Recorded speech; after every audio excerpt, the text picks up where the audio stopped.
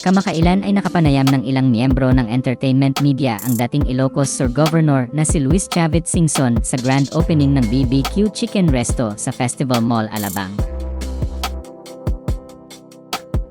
Sinabi ni Chavit sa naturang panayam na umaasa siyang maibibigay niya ang alok na 5 milyong piso kay Kaloy kapalit ng pag-ayos nila ng kanyang nanay na si Angelica Yulo pati na ang jowa niyang si Chloe San Jose.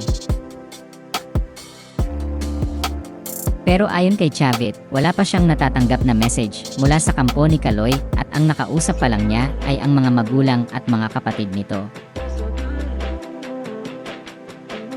Kaya naman nakiusap si Chavit kay Kaloy na makipag-ayos na siya sa kanyang pamilya at ipakita rin niya na siya ang role model of the family. Ibinunyag naman ni Chavit sa naturang panayam na kahit daw ang pamilya Yulo ay wala ng contact kay Kaloy.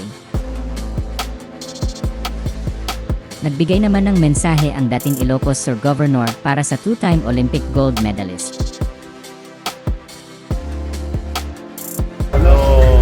Nag-iusap ako kay Kaloy, iman niya.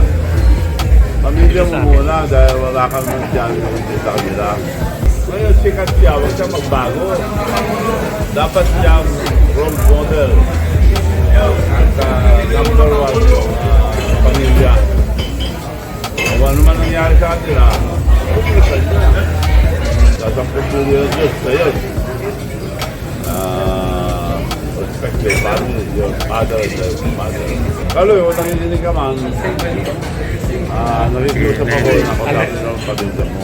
Walang mahirapan sila dahil yung gold na nakuha mo, hindi lang para sa iyo, kung para sa lahat. Kasi your family. Wala kang pinagalingan kung hindi sa mga family mo. Ano ba nangyari, patawagin mo na sila.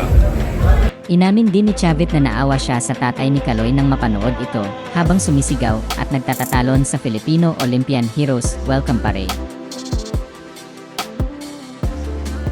Samantala, inanunsyo ni Chavit Singson na tatakbo siya bilang senador sa 2025 midterm elections at ibinunyag din niya na nakatanggap siya ng endorsement mula kay former President Rodrigo Duterte.